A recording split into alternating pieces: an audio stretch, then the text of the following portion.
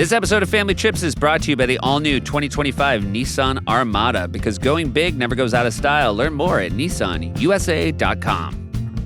Here we go. Hi, Pashi. Hi, Sufi. How are you, my friend? Good. Good. Oh, yeah. We're talking right now, and we're going to mention it in a later episode, but it is my wife's birthday. Oh, yeah. And her birthday is April Fool's Day. Mm-hmm. And I took my boys to our local art store. Uh-huh. And mostly we go to their local art store and they just build castles. Like, it's a place where there's like boxes, and you've been there, right? Yeah. Little jewels, little rocks, and they so they build castles and they paint them, and then they say they're really important. We have to bring them home. And we put them in the basement. We never look at them again. But if you're looking, you call it the gallery. we do call it the gallery, and it's in a very dank, dark basement. And if you're out there and you're looking for some shoddy-looking castles, I'm looking to unload some. Yeah, come take the gallery tour, and maybe you'll go home with a castle. So, but I did stress to them. I said, look, let's make cards for Mama. It will mean the world to her. Yeah. And both kids had the idea to use April Fools as a jumping off point. And so Ash had an idea, which was the front of the card would say, "You are the worst mom ever." And then he wanted to open it up, and he wanted to have a pop-up character in the book saying April Fools. And then underneath it, "You're the best mom ever." Really good idea. Yep. So we're at the art store. I'm watching a YouTube video about how to make a pop-up card. Right. Takes me a bunch of efforts to get one right, but I'm very happy with how it ended up. I think it was a great card. Meanwhile, Axel, all he wants to do is have a card that says on the front, "When is your birthday?" And then you open it up, and it says April Fools. Now, he also writes April Fools on a piece of paper, and he says, "I want it to," he goes, I go, "Do you want to learn how to make a pop-up card?" He goes, "No, it will pop up." And so I just watch him. He takes a piece of paper, and he writes April Fools, and then he takes a long strip of paper, and he tapes that to the thing, and then he folds up the long strip like an accordion. Yeah. And so I'm like, "All right, bud, but that's not going to pop up the way you think it is." He goes, "Yes, it will." And then he does this whole thing, and he opens it, and of course it's limply lies there. It's not right. Just because you make a piece of paper look like a spring accordion. Doesn't make it a spring. Yeah. And he just opens it, nothing happens, and he goes, "Okay, you got to fix that." And I really was like, I think knowing your mom, she's going to enjoy seeing exactly how you thought this was going to go. I also think, and I mean, you were there, so you know how it went, but you don't open a card flat on a table. You typically hold a card upright like a book, so it would fall out, sort of. Yeah, that's a very good point. Like, gravity's working against this plan. Right. But I would think gravity would work in favor of his accordion. Yeah. It would just kind of limply go down, but it would fall out of the card. Yes. Yeah. It wouldn't jump out at her. We're also this is the birthday corridor in my family. We've got a March 27th, Ash, April 1st, Alexi, April 8th, Axel. And we are fully back in the Lego zone. Okay. And we are in the Star Wars Lego zone. Mm-hmm. And these things are so massive these days. Yeah. And so detailed. And the downside of that is this morning at 4:40, Axel came into my bed, got real close to my ear and said, "I need your help with the Death Star."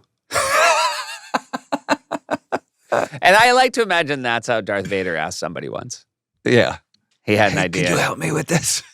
Emperor Palpatine, I need your help with the Death Star. I feel bad right now. I ordered something for Ash weeks ago, and it just arrived, and I got to get it in the mail to him. Oh, you delivered it to you. It delivered to me because I wanted to wrap it properly and be like, "This is from Uncle Pashi." It's good. It will end up coming at a time where like he's ready for one last wave of gifts, you know? Right. But I do think then I was thinking about what I get for Axel, and Ash, I got this book that I loved when I was around his age. What was it? Redwall. Oh yeah, that with the mouse. Yeah. Yeah, okay. which was on a list of like the best 100 fantasy books of all time, adult and kid, but that one made the cut.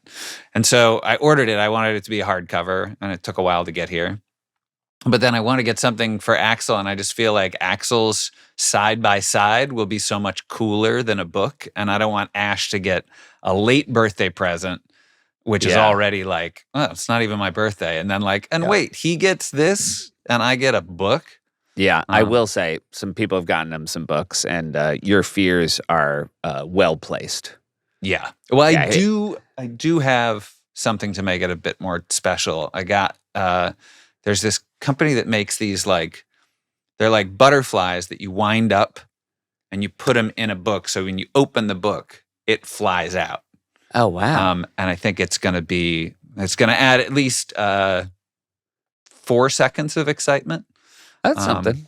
Yeah. That's not nothing. But then he'll be able to then take this and put it in other people's books. The butterfly, right. Yeah. And do you think this butterfly is sort of like a snake coming out of mixed nuts meant to scare people? Oh, okay. I mean, I think it's like supposed to be delightful, but it does say on the website, it's like maybe warn people who get scared easily that this could be coming. And there's one person I thought I would definitely have to do that for if I were to include it in a book. That would be our mother. That's Mom. Yeah. Yeah. Now, real quick, give me the noise Mom would make if a butterfly came out of her book. Oh! Yeah. Now, make the noise she makes when the microwave dings. Oh! Now, make the noise she makes if Dad has to put the brakes on a little quick because somebody cuts him off. Oh! It's really good, Posh. Hey, thanks. And now and this is a really cool offer for our listeners. Josh has recorded 1,000 of Mom's reactions.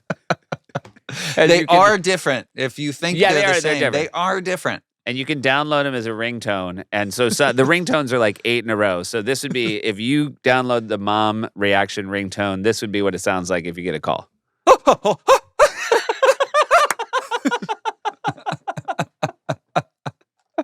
Now do your reaction of Mom reacting to that ringtone if she downloaded it on her phone.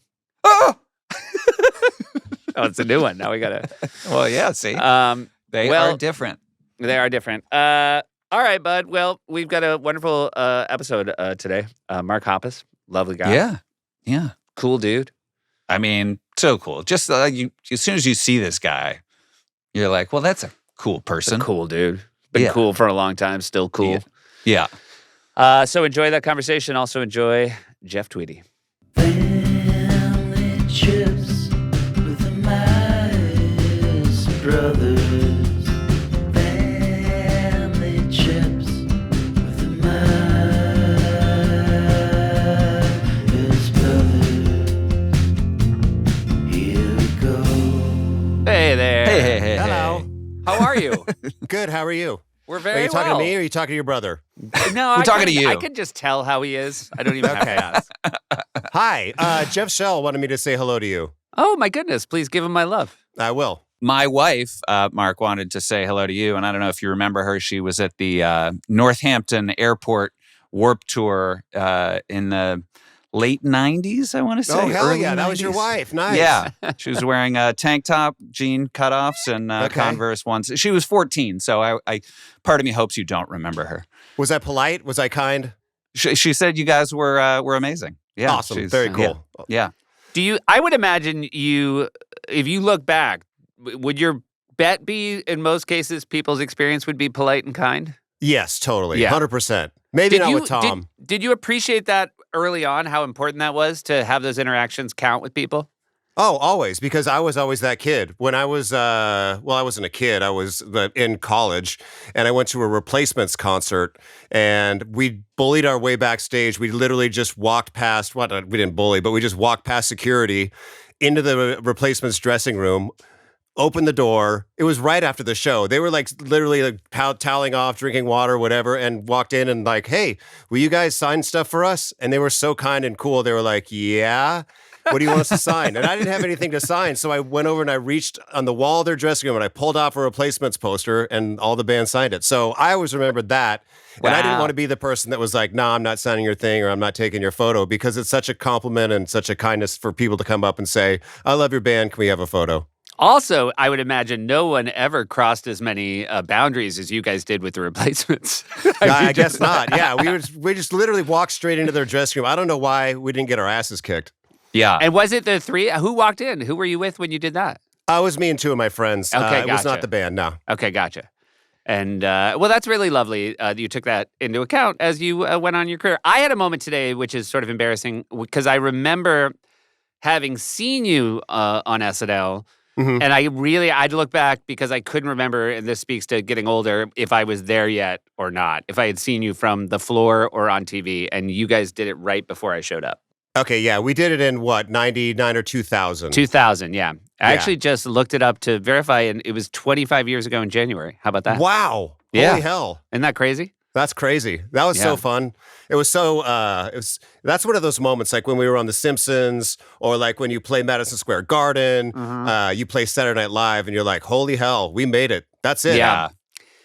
I was so impressed too with the band. I feel like the nerves right before an SNL might be even higher than a Madison Square Garden situation. Maybe I'm wrong, but just knowing that it's going out to everybody at once. Yeah, it was. Can I tell you a funny story of that day? Please. Yes. The host was Jamie Foxx, and he was there promoting Any Given Sunday. Mm-hmm. Okay.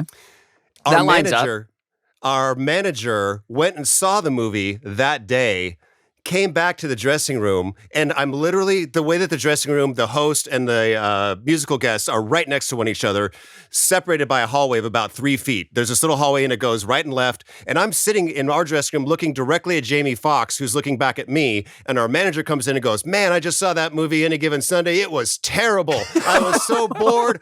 I hated every second of it. And Jamie Foxx is looking at me, and I'm looking at him like, I don't know. I'm so sorry. I don't know what's happening right now. They are very close. I will verify that they are. They are so close that it's surprising what you just described doesn't happen more. Yeah, totally. So you have you've written a book, and the book is a good deal about your family and your upbringing. Yeah. And, we're talking about family trips. And even in the description of this book, it describes the fact that you sort of came out of a bitter divorce. Bitter divorce. And I think a lot of people, who listen to the show, I mean, obviously Josh and I are lucky enough. Our parents still together. We talk about trips. People remember it. But, that's not true of everybody. And I'm wondering, what was do you have memories before you were 8 when your parents split? Yeah, we went on lots of family trips. We went camping all the time. The family trip I remember the most was my dad bought a camper, the thing you put on the back of a pickup truck, and it's basically like a metal tent, and drove us around the country. We were in Boston. We were at Boston Square, that big square in Boston is. I think it's called Boston Square, maybe. The Boston Commons? Boston Commons, yeah.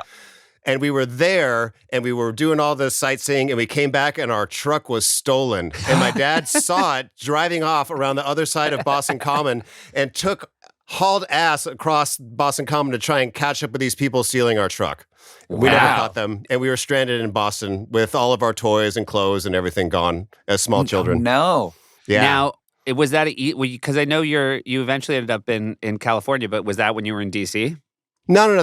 We were still living in California at that point. So you drove across the country? Yeah, we had driven across the country, and it was one of those things where, as little kids, we would be in the little area above where the drivers are. Yeah. That little cabin up there, which is just the worst parenting possible. If we got in a car accident, we are launching through that little window straight into the stratosphere. Nobody's walking that way from that thing. Yeah. It's crazy. We've had so many guests who talk about, and we certainly did it as well. Like, we slept in the back of our car. We put pillows down in the back seat, and there were never any, we were never wearing seatbelts. But I feel like, I don't know, we never hear about the actual accidents that people talk about that must have happened. Maybe it's just because when those accidents happened, maybe everybody died. Yeah. There was no When my parents brought me home from the hospital, the nurse said the safest place to put your baby is in the wheel well of the passenger side seat. Especially in 2025 when all you hear is phones are so bad for kids. It's the worst time to grow up. I just want to be like, they have seatbelts. FYI. So it's not. It's a little give and take there. And bicycle helmets and wrist guards when you skateboard. And I mean, you're early skateboard, right? I mean, were you just so? What is your injury situation growing up in the pre wrist guard skateboard days? I didn't break anything, but I have scars still from skateboarding. I remember one time I was skateboarding with my friend and we were trying to do bonelesses off of this like mid-size, like 3-foot tall brick wall. So we were trying to jump off the wall with the skateboard in our hand, put it underneath our feet and land it. And I did it one time and I broke the skateboard in half, but I was undaunted, so I took the trucks off the back and I screwed them onto the front. So it was like a little half skateboard with a jagged edge on one side. I tried it again, and it tipped forward, landed on the front foot first, so it tipped the entire skateboard up. So my shin went down against the entire broken edge of the skateboard to the white of my bone, and I never got stitches, and I still have the scar. Wow. That's one that, looking back, you should have seen coming. Yeah, not the smartest decision. I want to, going back to, first of all, I think there's something, I don't know, it was so memorable about watching a parent like just do something in complete futility, like your dad running across Boston Commons to try to stop a car from being stolen. And obviously it's instinct on his end, but did you just know at the moment, I'm never going to forget watching this man go try to... I mean, I still remember it, but it is one of those things like the truck was driving away, and it's almost like in the movies where somebody's like, hey, that's my car! Like, what did my dad think he was going to do? Stand in front of the vehicle, and the thieves were going to be like, all right, sorry, our bad. Sorry about that. Oh, this is yours. Oh, yeah. Prior to that, on the drive, do you remember much of that cross-country tour? Nothing else about the entire trip at all. There's photos of it that I don't remember anything from, but yeah, there's the happy photos of a happy family going to Boston, and then there's no photos after that. And then how did you get back? Did you? I don't even remember. I think we must have caught a flight or something. Yeah. Who knows? Yeah. You have one sibling, a sister, correct? Yes, I have a sister who's 5 years younger than I am. Oh, wow. So on a trip like that, do you guys, I mean, again, you have no memory of it, so I don't even know I'm asking. So just in your upbringing in general, how close were you with a sister who's 5 years younger? Very close, actually. We were best friends growing up. I took care of her. When my parents got divorced, we went with different parents, so we were separated. And then we kind of fought a lot then, but we regained our friendship when we were teenagers. Not that we were adversarial by any means, but we kind of just didn't talk a whole lot. And then through our teens, and like she was the reason that I'm in Blink-182 because she was dating a guy who introduced me to Tom, our guitarist. And so she's the reason that I met Tom and started the band. Oh, wow. Unbelievable. This seems, I mean, I don't know how many families were doing that at the time, but your sister went to live with your mother and you went to live with your father? Is that? Yeah, we were told to choose which parent we wanted to go to, and that's the problem for the rest of my life, having to choose between my parents. Oof. Wow. So if both of you had said mom, you both would have been with your mom, do you think? Probably. Wow. So it wasn't that they were splitting you guys up. It was they thought they were doing us a kindness, like, hey, we're cool with whatever you choose. We'll love you no matter what. Choose a parent that you want to live with. And my sister's like, I'm going with mom. And I was like, okay, well, I guess I'm going with dad. Cool. Do you feel like you did that because you were feeling empathy for your father? Yes, totally. Oh, man. That's something. Totally. It was just a weird part. It was a weird part in my life, and like I was like my mom felt like home, and so I was more inclined to go with my mom. But then I lived with my dad, and I mean I don't regret it by any means, but it was kind of a weird situation for a long time. Were you like sat down in a living room? Was it like you have we to were in decide? my sister's room at the time. My mom called us into my sister's room and was like, "Hey, got to talk to you guys." And I remember I was looking at my sister's bookcase, at the toys in her bookcase. I still remember that. And it was both parents came in to tell you? No. It was just my mom. Okay, gotcha. Wow. My dad was living in like the saddest bachelor apartment of all time. Like leather furniture, nothing hung on the walls. None of the lights were ever turned on. It was just like the bachelorest place ever. I do want to just, sorry to jump in, Posh, but your dad his name was Tex. Yeah. So while you're picturing a guy in a leather couch with no pictures on the wall, I do think it's fitting to know that he also answered to Tex. He's Tex, but he is a born and raised rocket scientist. He helped design the Sidewinder missile. He is, if you look at the pictures of him from his college days, he was the nerdiest dude. He has Coke bottle glasses, pocket protector, slide rule, pens, pencils, graph paper, like a genius guy. but his nickname is Tex. Which is, and when did people start calling him Tex? I think when he was growing up. I don't remember exactly how he got the nickname, if it was from my grandparents or from somebody else, but he's had it forever. Did he grow up in Texas? No, well, for a little bit, yeah. He was born in Kansas, but then he was in Texas for a while. His dad was in the Air Force. Yeah. My grandfather was in the Air Force, so he was a military brat moving all over the place. Yeah, because it seems like you only get the nickname Tex when you don't live in Texas, because it seems like redundant. Yeah. It's like if you're a big meaty guy, they call you Slim. Yeah. It does feel like a name like of that era. I could see a lot of military sort of people, like Tex Avery. I mean, not military, but like, I don't know. I do think there's every movie that takes place in the Army, there's that moment where someone comes in and just starts giving everybody a nickname based on either something they're wearing or where they're from. Yeah, totally. Like they're like, oh, you got a Bible, we're calling you preacher. Just everybody gets the first choice nickname. So I could see like a military brat kid, if he was not in Texas, the fact that he'd been there once would be enough for Tex. You're Tex. Hey, we're going to take a quick break and hear from some of our sponsors. Support for family trips comes from Visit Baltimore. Hey, Bashi. Yeah, Sufi. You're Mr. I'm the one who travels. I go places. Yeah. Seth stays at home on a couch, right? Yeah, that's kind of the deal. But you know what's different between you and I? Huh. I've been to Baltimore. Oh, I'm jealous. Baltimore is a great American city. It is a great place to go with your family. It's often overlooked, and it's called Charm City for a reason, Pashi. Baltimore blends sports, history, art, food. You haven't had crabs until you've opened them with your own little hammer in Charm City. This spring and summer, cheer on the Baltimore Orioles as they vie for another playoff run. And for my money, one of the most beautiful stadiums in baseball. For everybody's money, Camden Yards. Yeah.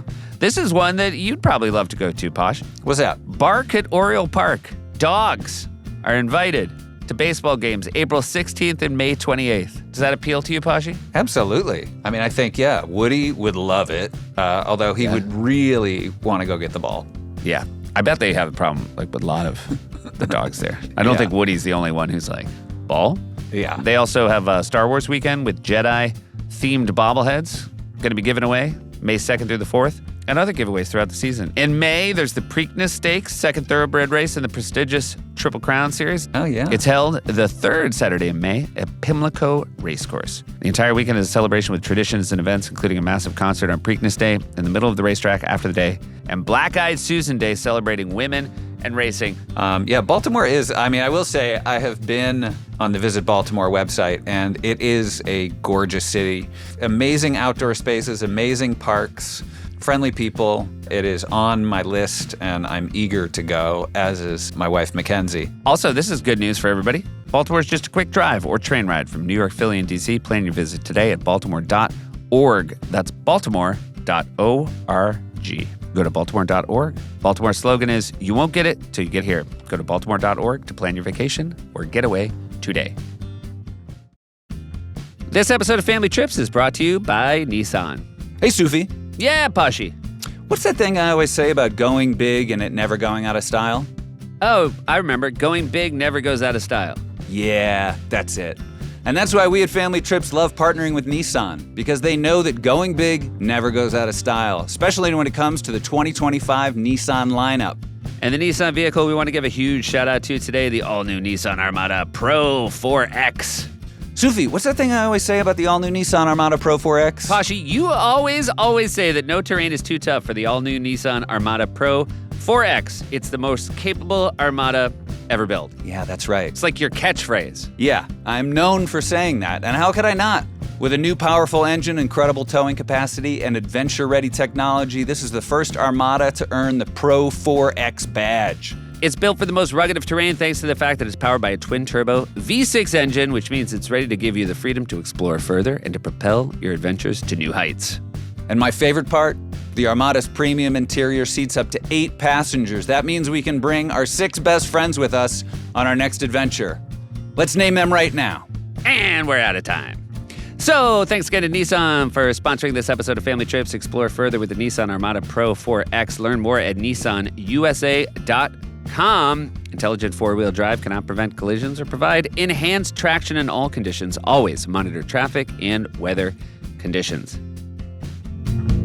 Here we go.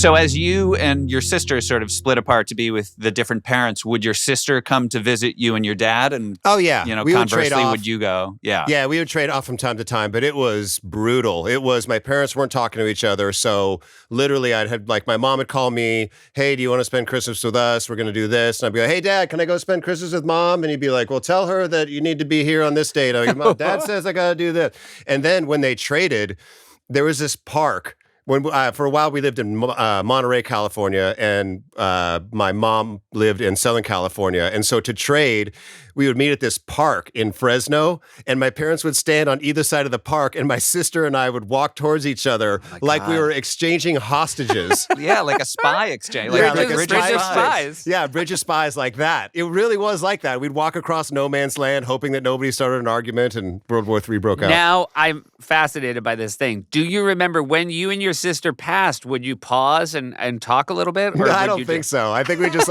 walked, maybe acknowledged each other a little bit, like, "Hey, how's it going?" You would shake hands and palm microfilm. Totally. Yeah. Did you? So when in that time, and again, it's a different era. Would you talk to your sister? I mean, again, you're at that point. Are you 8 and 3 when this starts? Yeah, we're pretty young. I mean, and so were you talking on the phone at all? I mean, I can't imagine you would. No, not really. I mean, there weren't phones like now, they're ubiquitous, and making a long distance call was a big deal, and it was expensive, and you had to make sure you were timing it right. My mom, I don't remember this. My mom said I called her a lot and was scared or homesick or whatever, and so that period for her was really hard. Oh, I can only imagine. Yeah. And it certainly probably didn't help by the fact that she could only speak to her former husband across a park. Yeah. Yeah. I can also, Seth's got a couple kids, 3 kids that are 8, 6, and 3. And the 8-year-old and, none of them are great on the phone, I would say. So in terms of you communicating with your sister back then, I don't think either of you were probably crushing it. I mean, even when I was 10 and she was 5, what do you talk about at that point? So, any cool toys?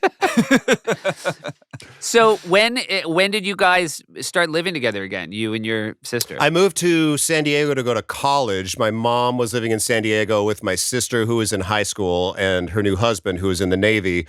And I moved into their house to start going to college in San Diego. So then we were in her house, and I was in her house for way too long as a grown man, as an adult, living in her house, starting the band, treating it like it was one of my skateboarding friends' houses. We played video games until 3 o'clock in the morning. We played Street Fighter 2.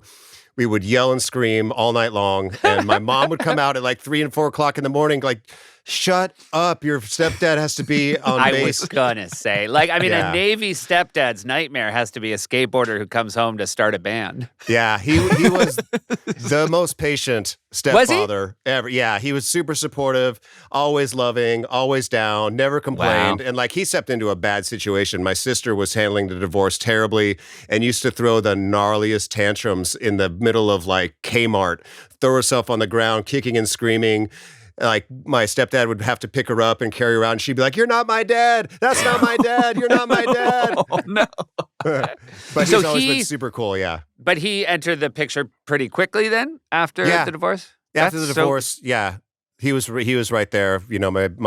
And I have to say that my parents both found people who made them happy, and they both have found lifelong partners. And it's better for everybody that they got divorced. But it was a tough few years.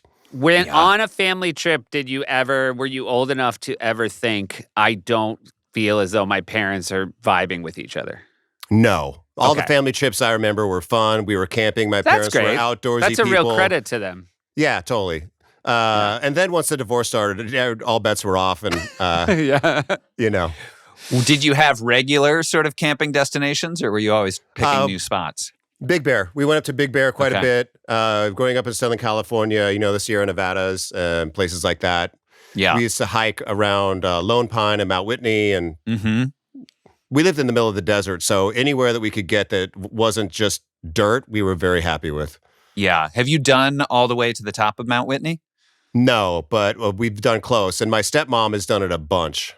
Yeah, right. I've still never done it. I live in LA, and I drive up to Mammoth all the time, and I sort of see that little, Mount Whitney sort of jumping off point. It's so pretty. It's such an awesome place. Yeah.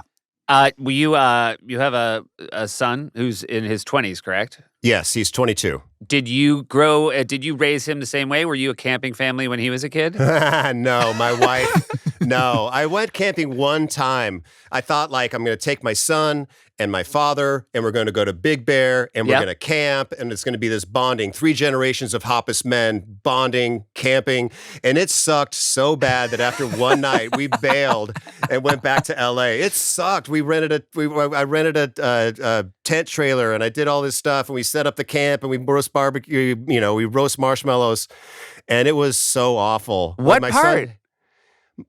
It just sucks. I hate camping. In the end, I hate camping. It sucks.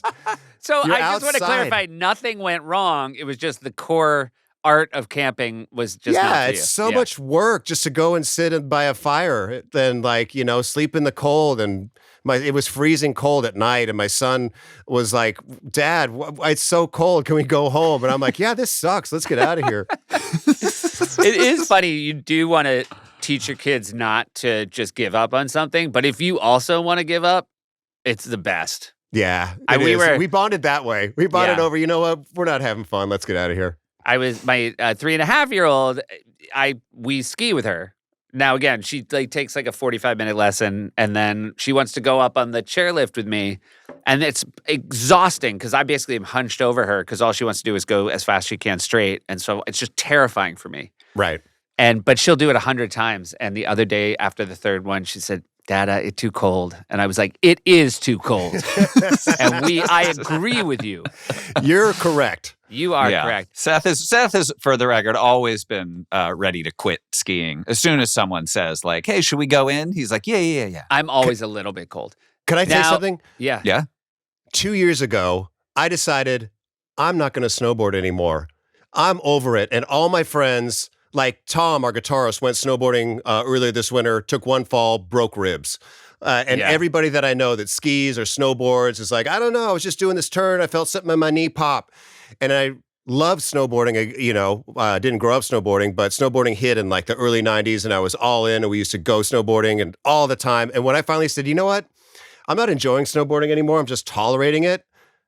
I'm not going to do it anymore. It was the best feeling. It felt as good as canceling camping. What a great out. I think that's no small thing, too, to get out without the reason being a terrible injury.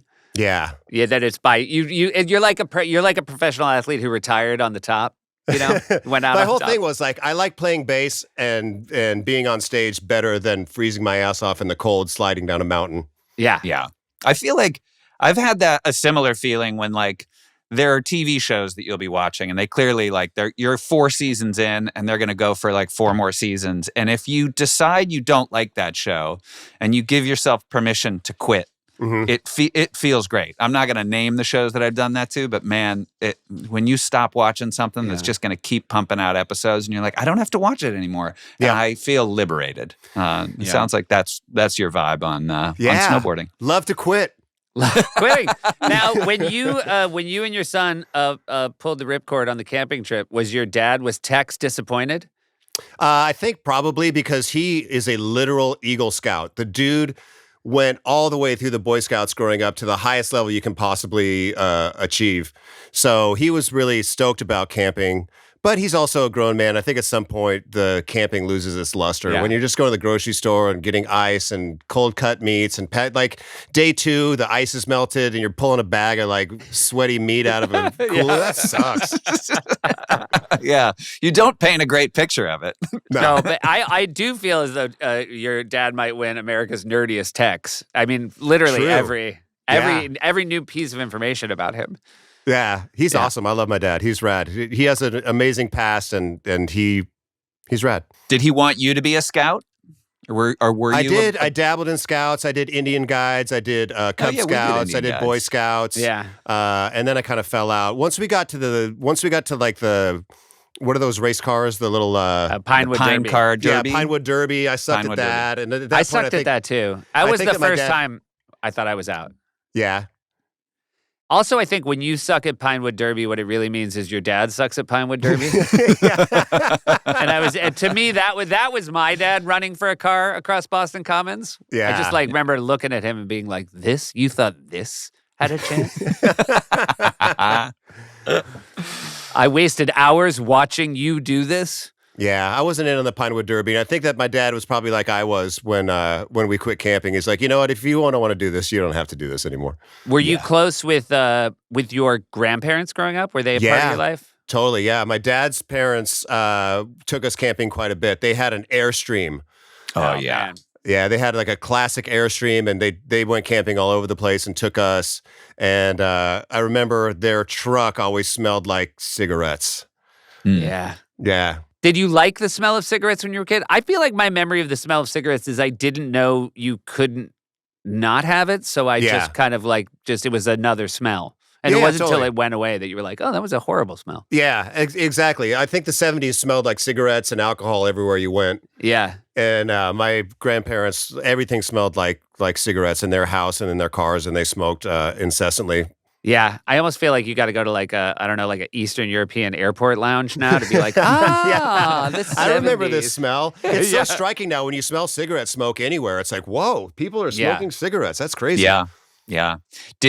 Were your grandparents nearby?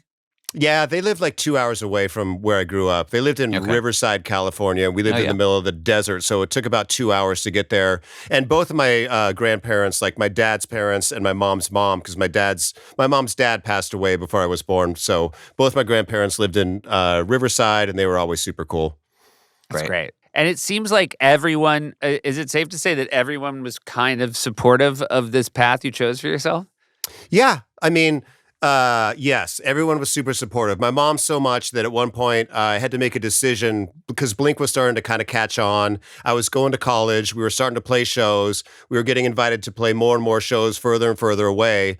And I was sucking at college.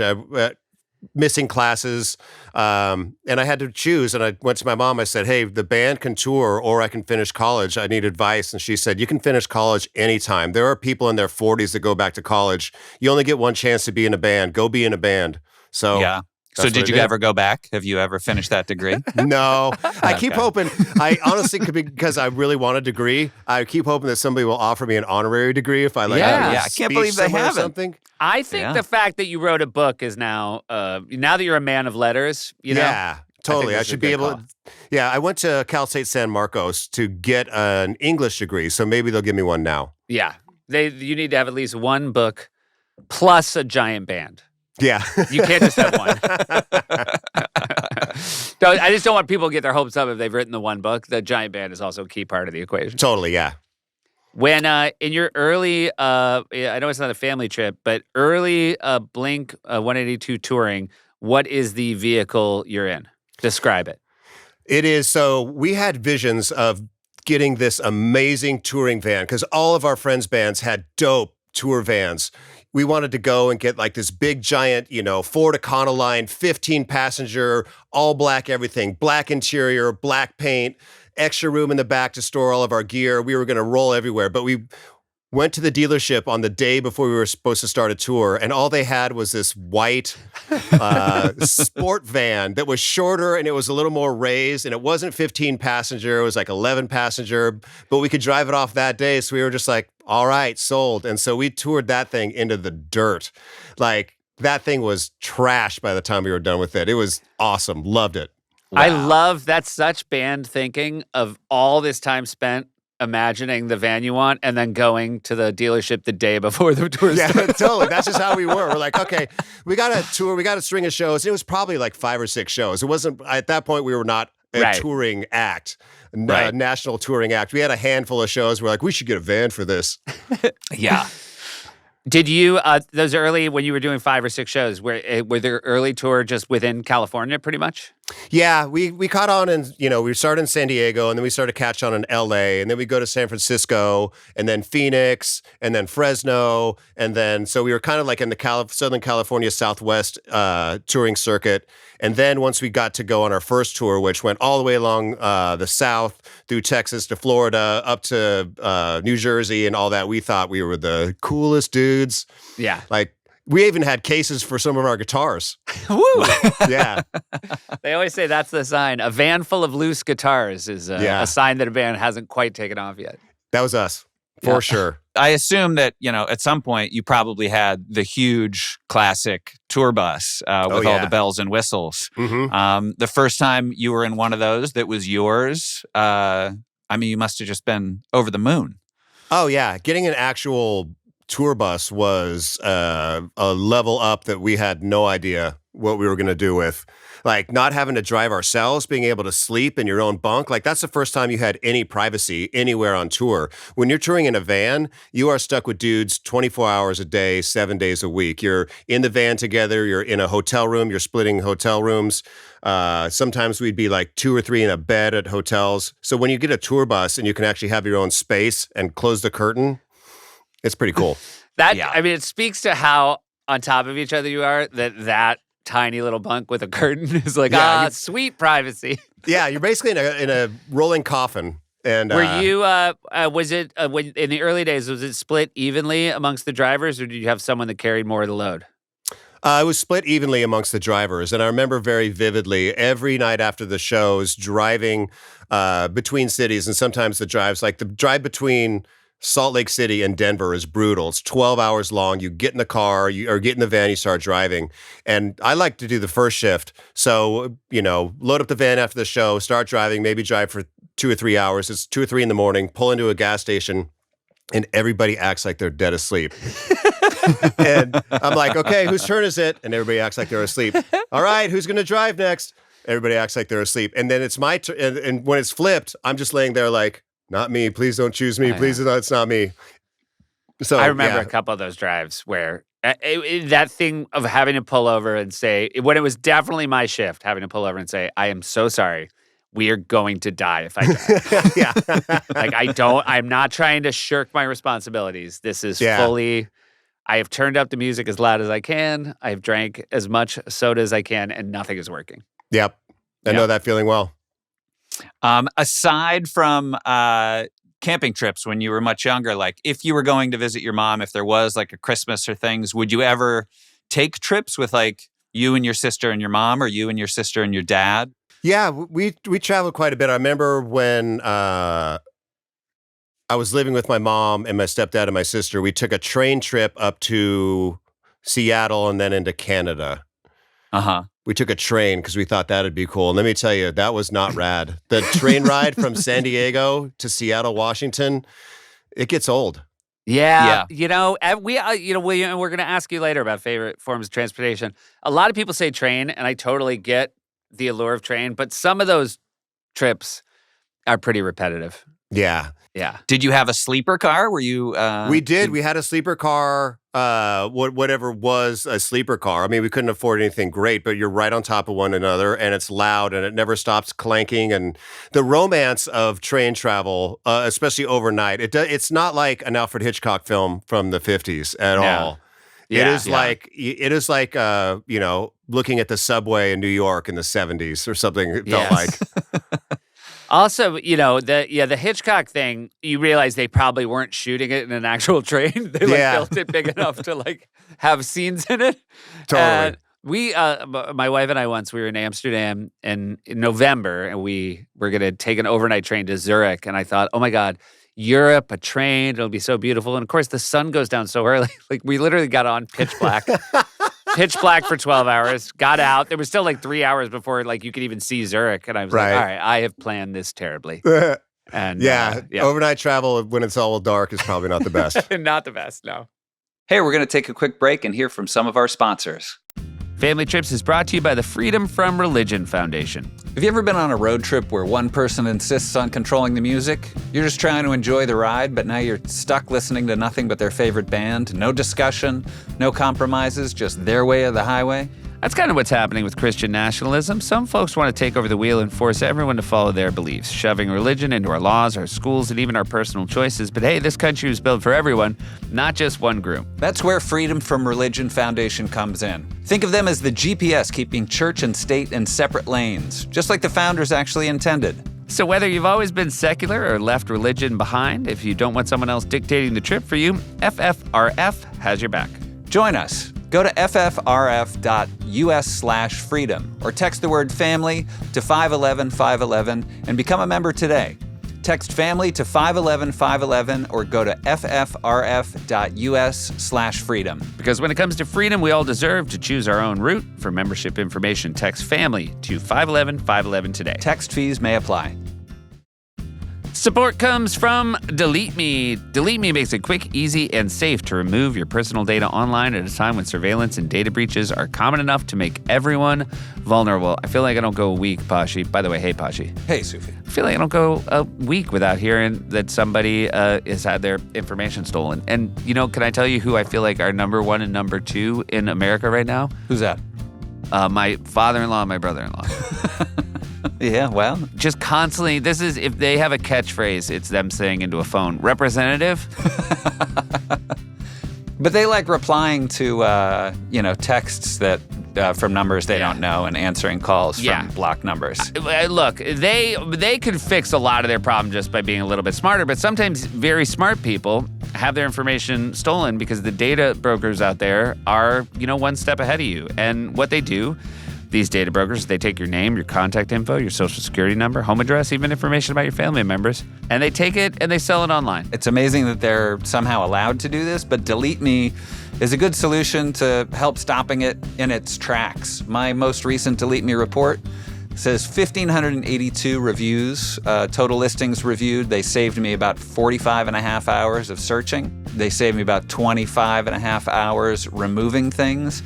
And these are like, I don't know these websites. I don't know AllBiz. I don't know Around Deal or Background Checkers or Crunchbase. These are people who had my information and now they don't. I did sign you up for Around Deal because they gave me a discount if I had a friend. Yeah. Take control of your data and keep your private life private by signing up for DeleteMe now at a special discount for our listeners. Get 20% off your DeleteMe plan when you go to joindeleteme.com/trips and use promo code TRIPS at checkout. The only way to get 20% off is to go to deleteme.com/trips and enter code TRIPS at checkout. Join deleteme.com/trips. Code. Tell them what the code is, Bashi. TRIPS. This episode of Family Trips is brought to you by Nissan. Hey, Pashi. Yes, Sufi. Let's talk about some things that never go out of style. Ooh, I love this game. Like, pasta. Bomber jackets. High-top shoes. Jean jackets. Baseball hats. You know what else never goes out of style? What's that? Going big. That's why we at Family Trips love partnering with Nissan, because they know that going big never goes out of style, especially when it comes to the 2025 Nissan lineup. And the Nissan vehicle we want to give a huge shout out to today, the all-new Nissan Armada Pro 4X. No terrain is too tough for the all-new Nissan Armada Pro 4X. It's the most capable Armada ever built. With a new powerful engine, incredible towing capacity, and adventure-ready technology, this is the first Armada to earn the Pro 4X badge. It's built for the most rugged of terrain thanks to the fact that it's powered by a twin-turbo V6 engine, which means it's ready to give you the freedom to explore further and to propel your adventures to new heights. So thanks again to Nissan for sponsoring this episode of Family Trips. Explore further with the Nissan Armada Pro 4X. Learn more at nissanusa.com. Intelligent four-wheel drive cannot prevent collisions or provide enhanced traction in all conditions. Always monitor traffic and weather conditions. Here we go. Do you, when you were raising your son, were you and your wife good at traveling with him? Oh, and how? yeah, Well, let me jump in and say, did he come on tour with you? Was that part of his upbringing? Okay, totally. Yeah, he came out on tour. He was like 6 months old when he came out on his first tour, and toured with us until he started school. And then once he started school, he didn't want to tour anymore. He always was like, I don't want to leave school. I want to be with my friends. So then my wife stayed home with him. But we took so many trips with Jack when he was young. We took him to Antarctica when he was 6 years old. He was the youngest person who'd ever been on the boat, and people thought we were crazy to bring our 6-year-old on this boat across the Drake Passage in 40-foot seas to go see Antarctica. Wow. Whoa. How many? So when you take that boat, first of all, who wanted to do this more? Me. You or your wife? Okay. Me. So, and Great. did your wife also want to do it a little, or is she just like, if you want this, I will do this for you? Both. She was Okay. intrigued by it. I don't think she would have chosen to do it on her own. Right. But she was open to the idea, and we are so glad we went. It is one of the best vacations we've ever taken. Our son doesn't remember any of it at all, but we have some rad pictures. Yeah. So and talk us through the entirety of how you make this trip. Like, you fly where? We flew to Buenos Aires. where we stayed the night. And then the next day, we got on a charter arranged by the boat company to fly to Ushuaia on the very southern tip of Chile, where we got on a boat, and then we took a 3-day passage across the Drake Passage in 40-foot seas with 70-mile-an-hour winds. And the crew was like, you guys are so lucky. This is the nicest crossing we've ever had. We never get this lucky. So what does 40-foot seas look like? Is it just like giant swells? It's giant swells and windswept, and occasionally like you see some random bird and you're like, what the hell are you doing out here, bird? Like it's 40-foot seas. Where are you going? What are you looking for out here? It has to be heartening to see a bird, though, to be like, well, you must be going somewhere. Like you are a bird. Hope so. That bird is just so screwed. How many people are on the passage? How many people does that boat fit? I think it was like 200 people because there's laws in Antarctica that you can only put a certain number of people ashore at a time to preserve the environment there. And so the ship we had, I think, 200 people, and we went in shifts. To walk out. So it's like 3 days, and that passage is, what are you doing on those 3 days? Because I'm assuming this is not like one of your luxury cruise ships. It's not. It was a great ship, and it was definitely nicer than a lot of boats that go over there. But for 3 days, I was reading a book about Magellan. Yeah, that's good. Good time to do it. And kids love that kind of stuff. And I was playing video games with my son. We watched movies. They had movies. And this is before like streaming and stuff. Did you go up on the deck? Or was it freezing? Yeah. It was freezing. Okay. You could go out on the deck, but it was freezing and windy, and you'd be foolish to do that. But they had like lectures, and you could learn about the nature, and they'd have stuff about the geology, and they'd have a lecture about the plants, and they'd have a lecture about the wildlife there. Unbelievable. And then you get there. And when you do one of your shifts on land, talk us through what that feels like. We went to like research stations. We went on Zodiacs and cruised around icebergs. We walked amongst penguins. We saw such amazing life and vistas and landscapes that just blew my mind. It was awesome. You mentioned that he doesn't have any memory of it, but did your son Jack have fun as a 6-year-old? Yeah, he had a great time. It was really fun. It was a great time as a family. No one could get a hold of us at all. So it was just, whatever it was, 11 days of calm in 40-foot seas, just chilling in the 40-foot seas and 70-mile-an-hour winds. But it was great. Loved it. How was the sleeping? Sleeping was cool.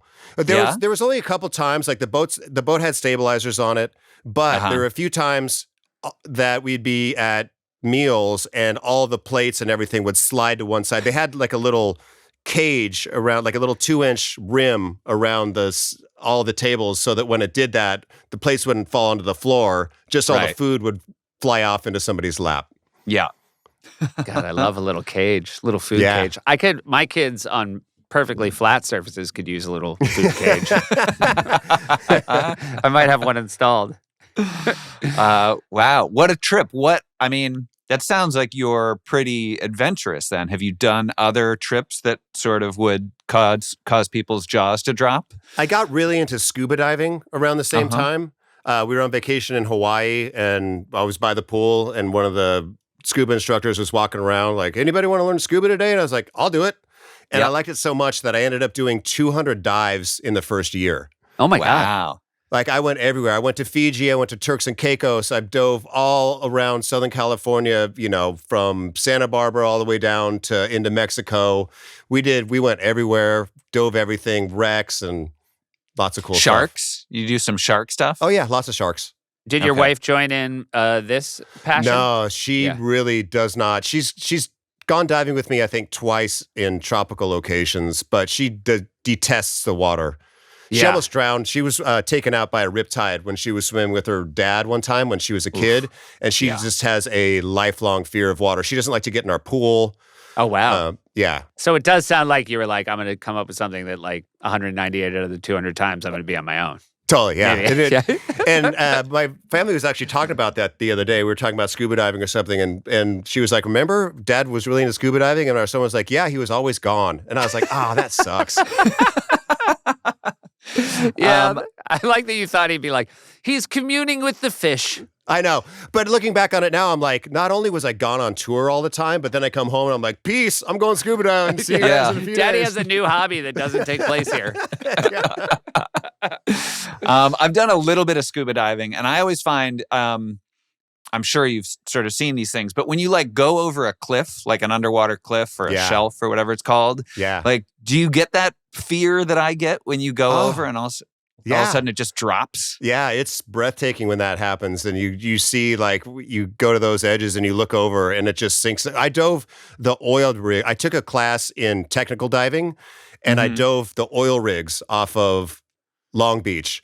And it just goes off into forever. Like, you don't see the bottom ever. Yeah. It's such a strange thing to have a fear of heights underwater, but it's a real thing.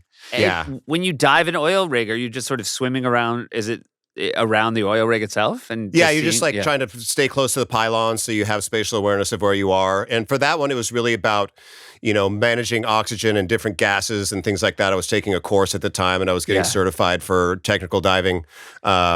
So it was it wasn't really about what you're looking at. It was about managing your air and your decompression and making sure you were within safe boundaries and all that kind of stuff. You know what are some buzzwords for me that don't signal chill, relaxing hobby is managing oxygen. Yeah. Like, I know. I've got scuba dived a couple times, not for me, but like it's immediately not for me. Anything where the first thing is people being like, so we're going to teach you what to do to not have your head explode. Yeah. Like, no, I don't want to do this. Yeah. I'm good, man. Yeah, and I got into the really technical side of it, and I almost got into like rebreathers and really deep stuff. And there's a really great wreck called the Andrea Doria. That's this legendary ocean liner that sank, and people have dove it, and it's known for being very, very dangerous. And one of the people that I came up scuba diving with dove it and passed away while they were diving on that. Oh my God. And so and at that point I was like, I don't think I really want to get into this like deep technical, I just want to see some cool fish. Yeah. Good. Did you ever take your son? Has he done it? Yeah, he's gone. When we actually lived in London for a few years, and from there it's very easy to fly down to the Maldives. Right. It's almost the same time zone, and the Maldives just has the best diving in the world. Yeah. I was really worried you were going to be like, we're in London, some of the best scuba diving. Yeah. The Thames, you have not scuba dived. Yeah. That's fantastic. Did your son, how many years were you in London, and did he like it? He loved it. We went there. My wife and I were like, my son was entering 4th grade. We're like, let's move to London for a year. We love it there. It's a cool adventure. Our son's not really, so beholden to his school, like he was changing school, whatever.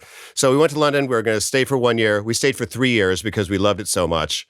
And talk about a place to vacation from. My wife would on a Thursday night say, hey, let's go to Rome for the weekend.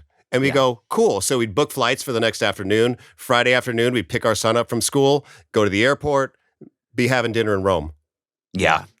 For the weekend. Like you go to San Francisco for the weekend. Like you go to Vegas for the weekend. Well, know, living out of London, we went to Paris. We went to Germany. It's weird. I feel like, again, right, I live in New York. I could be in Philly tonight or DC tonight. But there's something about I'm going to go to a different country that just makes it so exciting and cool. Yeah. It was great. And we took our son to museums, and we went to Italy, and we went to Florence, and we saw, works of art and architecture and cool stuff. So does he remember any of that stuff? Or is he still like, no, I don't remember? I'm going to have to ask him about that. Because if I wasted all this money on him, I'm like, okay, you remember me being gone scuba diving, but you don't remember like seeing Caravaggio's shield with Medusa painted on it? Like, that's He's like, no, I just remember you being gone. Yeah, I just remember the disappointment. A lot of different reasons. It was like touring and scuba diving, a lot of stuff. Yeah. When you tour, do you feel like and again, you've been at this a long time. Have you gotten good at like actually experiencing a city when you're doing a show there? No. Or is it, No, never.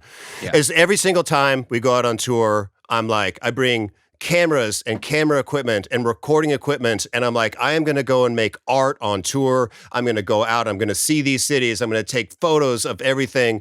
I'm going to, take my recording equipment. And if I'm at the hotel, I'm going to be writing new music, and I'm going to write the great American blah, blah, blah. And I never do any of it. I sit in the hotel room and look at my phone because I'm so tired from the night before. Yeah. And then, we're traveling so much that we don't get a lot of chance to be tourists in a city. Yeah. I also think you must have, I think an appreciation for the fact that you're about to be everybody's night out. And part of the trade-off is you rest up during the day to make sure that you execute on that. Totally. Yeah. But my wife comes on tour with me now, and she always wants to, like, on a day off, she wants to go do cool stuff, go see a city, go out to a nice restaurant, go to a cool store, go do this. And I'm like, I just want to sit by the pool and have people bring me things to eat and drink. Yeah. Right. I get it. I'm kind of that way too. I always just want to fiddle with stuff when I'm out doing stand-up. And so my wife will say, like, let's go do this. I'm like, I actually just kind of want to write this. I feel like this bit. And she's like, ugh. What was I going to ask you? How did writing the book, did you find it came easy? It seems like you have a good memory for things, or was it an arduous process? It was both. It was both very difficult because the hardest thing about writing the book was thinking that anyone would care in the first place. Because I'm just a dude that got lucky and played in a band, and I've gotten to see some cool things, and I feel blessed in that way. But I love my band so much, and I love Blink, and I love Tom and Travis so much that I wanted to tell the story of Blink-182. And then I started, writing about how I got to be in the band, and so I was writing about my childhood and things like that. I had a great co-writer who was almost like a bandmate. Like, I would write a whole bunch of stuff and he would come in and say, this is cool, people don't care about this or whatever. Or I would tell him stories and he would write down my words and I would be like, I don't like the way that I speak written down. I like the way that I write written down. So I'd go back and rewrite everything. But it was fun. I'm glad that I did it. I think it helped me a lot, because I tried very hard in the book to make things even-handed. And when I was writing about, like, band arguments or, like, being angry at this person, I would try and write it also from their point of view. So it made me think about old arguments from the other person, like specifically like arguments with Tom about like what's going to happen. He's quitting the band or whatever. And I'm like, well, why was he like that back then? And so I think that helped me a lot with the old grudges and animosities too. Did Travis and Tom, did they see the book through the process? Did you wait till it was done? And what was their bounce the first time they read it? I don't think that they've read it yet. They've been supportive, incredibly supportive the whole time. I literally just got the first copy of my book 3 days ago, and I said, I got my first copy in my hands, and I called up my management about, we got to get a copy to Tom and Travis immediately. Yeah. And they can read it if they want, and they can ignore it if they want, but they've been nothing but super supportive, and I want them to have it. The only thing they can't do is make changes. They can't make any changes. At this point, they can't say, hey, I don't want that. April 8th, 2025. I really compliment the title, Fahrenheit 182. Did that come early or late? Because it's really kind of great. Thank you. That was my first idea for it, and I love my editor so much at Day Street. She is great. I said I wanted, everybody else is like, you have to name it, what's my age again, or this is growing up, or all the small things, or what, like some kind of that, And I went to my publisher and I said, I really want to call it Fahrenheit 182, and she's like, I love it. That's it. And then for the back cover of the book, I was like, I don't want a bunch of blurbs on the back cover. I don't want to have to go to my friends and beg them to read the book and say something kind. She's like, blurbs suck. We're not putting blurbs on your book at all. I was like, holy hell, this is a dream come true. I love my editor. I mean, I've blurbed a lot of books, and I love your editor too. Yeah. I've done a lot of blurbing over the years. And I'll tell you, the worst thing that can happen is when you blurb a book and then the book comes out and you're not on the back cover. They bury your blurb, and I'm like, did I not? This wasn't I kind of thought I'd be mediocre on the cover. blurb, Sue. Yeah. Cutting room floor for your blurb. I mailed in my blurbs. Congrats on the book. It is so lovely to talk to you and hear your stories. Before we let you go, Josh has some questions. Okay, go for it. You can only pick one of these. Is your ideal vacation relaxing, adventurous, or educational? For me personally, educational. What is your favorite means of transportation? My favorite means of transportation is when they pick you up from the airport in the Suburban. Nice. Right. Nice. If you could take a vacation with any family, alive or dead, real or fictional, other than your own family, what family would you like to take a vacation with? Take a vacation with any family ever. I would love to go do the Oregon Trail. All right. Okay. With who? Do you think? With whoever was out there Not doing the Donner it for the Party. first time? The Donner Party. I don't know. Any of the original, my mom has like a pioneer spirit, and she's always had this pioneer woman energy about her and been fascinated by it. So I don't know. Maybe Lewis and Clark. Lewis and Clark on the Oregon Trail. Trail. Lewis and Clark. Yeah, that'd be awesome. If you had to be stranded on a desert island with one member of your family, who would it be? My wife. Good Great. answer. Right. You're from Ridgecrest, is that correct? I am from Ridgecrest, yes. All right. Would you recommend Ridgecrest as a vacation destination? Absolutely not. It is in the middle of the desert. The only reason that the city is there at all is because the Navy has a military base in the middle of the desert where they test their ordnance and their missiles and their airplanes. That's really funny. The only reason it's there is because there's nothing there. It's so funny to be like, bad news, it's a desert. Good news, it's where the Navy tests their missiles. But it's called, the base there was called China Lake. Okay. But there's no lake within 100 miles. The nearest lake is like that's some Lake real Isabella. estate agent shit. Yeah. It's called China Lake. And when people showed up, they were like, they got stationed in China Lake. There's like, where's the lake? Like, there was a lake here in prehistoric times, but now it's long gone. Seems deeply unfair to still call China Lake. Yeah, I've driven sort of past the exit to Ridgecrest a lot, and up at Mammoth, I was told that like Ridgecrest is where like there's an American manufacturer of mono skis where you just click 2 skis into one thing, and it's like Ridgecrest is apparently the home for it. I assumed that it wasn't a straight up desert out there, but now I'm fascinated. No, it is an entire desert. It is straight up Mojave Desert. Gotcha. Well, Seth has our final questions here. All right, Mark, have you been to the Grand Canyon? Yes. Was it worth it? Yes. Great. Did you bring your whole family? Oh, I haven't gone as an adult. I went as a child. So I kind of got driven there. Yeah, it was cool. Pre-divorce or post-divorce? Pre-divorce. Okay. Airstream or not Airstream? I think this was probably on the trip that the camper got stolen. Oh, gotcha. Okay. So it was sort of a farewell to the camper trip. Yeah. I'm glad. Exactly. You know what? I'm happy the camper saw the Grand Canyon before it ended up, getting sold, stripped down for parts in New England. Totally. What a delight to talk to you, Mark. Congrats Likewise. on the book. This has just been wonderful. Thank you. Thanks for having me. Thank you so much. Be well, my friend. Appreciate it. Bye. Family trips with the Meyers Brothers. Family trips with the Meyers